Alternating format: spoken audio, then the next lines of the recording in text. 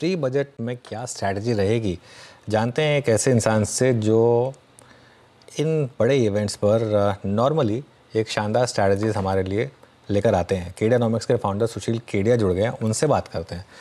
Sushil ji, good morning. और लग रहा है आप अपने नए ऑफिस में हैं और बहुत जल्द खैर वो पूरे ऑफिस को हम देखने की कोशिश करेंगे। खैर एनीवे, मार्केट में इस समय बजट से पहले सुशील जी क्या स्ट्रैटेजी बना रहे हैं? कोई एक स्ट्रैटेजी बताइए हमारे व्यूअर्स के लिए निफ्टी बैंक निफ्टी पर। देखिए, कभी भी जब बड़ा इवेंट होता है, कोई भी बड़ा इवेंट, आप ये कॉर्पोरेट रिजल्ट्स पे भी कर सकते हो। हम नॉर्मली ऑप्शन स्ट्रेटेजीज पे बात नहीं करते हैं क्योंकि मेरी पर्सनल बिलीफ है पूरा ऑप्शन फाइनेंस एक होकस पोकस है, कल्चरल चीज है, कोई मैथ्स नहीं है उसमें। फिर भी बड़े इवेंट्स पे जब भी न्यू इंफॉर्मेशन का डिसरप्शन आ सकता है, आप लॉन्ग वॉल स्ट्रेटेजीज अगर खेलते हो और यहाँ पे डबल जोड़ा ट्रेड होगा। मैं हिंदी भाषी चैनल पर हूं तो डबल जोड़ा पेयर ट्रेड हम इसको कहेंगे। आप क्या करो कि कॉस्टली स्ट्रैडल बेच दो और सस्ते वाले स्ट्रैडल्स खरीद लो।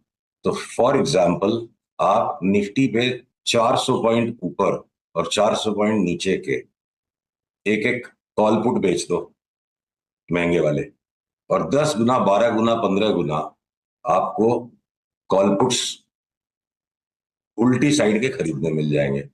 तो अभी से लेके इलेक्शन तक अगर वॉलेटिलिटी बढ़ेगी, जो बढ़ेगी, तो टाइम डीके इस स्ट्रेटजी को खा नहीं पाएगा।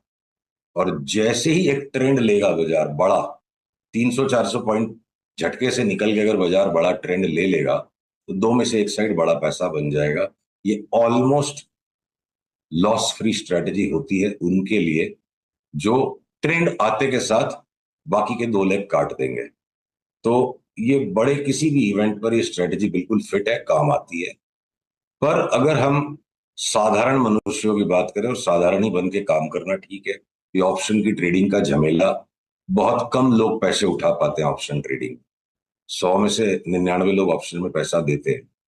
तो हम साधारण बात करें, पिछले 40-42 वर्षों में आप 47 बजट पकड़ लो, इंटरिम्स को भी ले लो, तो 92% प्रोबेबिलिटी है कि जो भी प्रिवेलिंग ट्रेंड है बजट के एक दिन पहले तक, पिछले 15 दिन का ट्रेंड, एक महीने का ट्रेंड, 45 दिन का ट्रेंड, बजट के बाद बाजार बिल्कुल उसका उल्टा हो जाता है। ऐसा क्यों होता होगा? जिस तरह के इमोशंस प्रिवेलिंग ट्रेडिंग में लोग किसी बड़े इवेंट के साथ बना लेते हैं, वो इमोशंस फुलफिल नहीं होते हैं। तो big events create a disenchantment, particularly the Indian budget. तो उसको मद्देनजर रखते हुए मुझे लगता है बजट के बाद अगर बहुत सारे सेक्टर्स को सरकार नए रूप में आई है, रिलीफ अगर देगी, तो प्री बजट रैली का इंतजार न करते हुए हम प्री बजट करेक्शन का माइंडसेट बना के बैठे हैं कि यहां से किसी भी टाइम करेक्शन आ जाए। पीसीआर से अनुरोध है, देखिए बैंक निफ्टी की इस चार्ट को मेरे स्क्रीन से दिखाएं।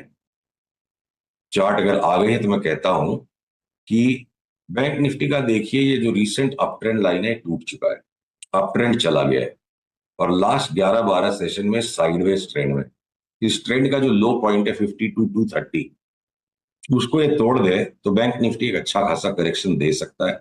पर एक ट्रेंड लाइन टूट गई, पहला शॉर्ट आ गया। अब शॉर्ट को जो डबल करने का लेवल है 52-52,250, उसके नीचे जाए तो फिर ट्रेंड के हिसाब से बैंक निफ्टी शॉर्ट करने की है। निफ्टी में अभी भी थोड़ी सी गर्मी बनी हुई है। ये लास्ट 4 दिन से ही देखिए साइडवेज गया है और अभी भी ये बिल्कुल न्यू हाइस के करीब है। तो बैंक्स में करेक्शन आ जाए और आपके अडानी के स्टॉक चल जाए, कुछ सीमेंट के स्टॉक्स चल जाए, आईटी में भी थोड़ी जगह है, तो एक सेक्टोरल रोटेशन के हिसाब से बैंक्स का जो over bought, over distributed stature है, शायद वहीं करेक्शन बने। बाकी बाजार का देखना पड़ेगा, बहुत एक्सेप्शनली स्ट्रांग मार्केट है। तो देखते हैं क्या होता है प्री बजट टेंडेंसी इस साल। ये तो है, खैर मार्केट में बहुत एक्सेप्शनली स्ट्रांग है इस समय। स्टॉक्स, टॉप स्टॉक्स क्या रहेंगे इस समय? सुशील, कोई स्टॉक स्पेसिफिक 2-3 स्टॉक्स जो इस समय सबसे अच्छे लग रहे हैं आपको? देखिए, आपकी एयरलाइन स्पेस में रंग आते जा रहा है। तो इंडिगो ने भी जो करेक्शन दे दिया था, अब शनै शनै शुरू हो गया। हम थोड़ा सा इंतजार कर रहे हैं।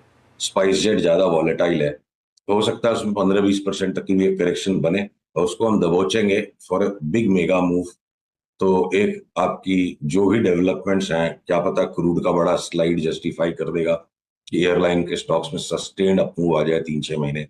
केमिकल्स में हम लगातार बरकरार रहेंगे। अब एचपीसीएल बीपीसीएल की चार्ट्स बिल्कुल तैयार हो चुकी हैं जोर से ऊपर का जंप लेने के लिए।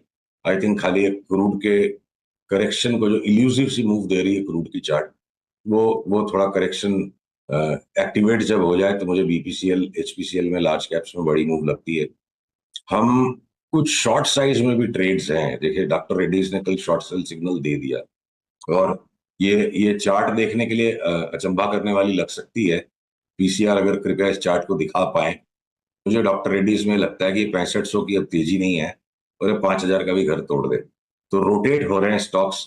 सेम तरीके से सन फार्मा में भी बड़ा करेक्शन अब बनना शुरू हो गया है। 20-25% डॉक्टर रेड्डी सन फार्मा दोनों घट जाए, अगला नंबर क्या पता डीवीज का आ सकता है। वो चार्ट अभी भी इल्यूसिव है।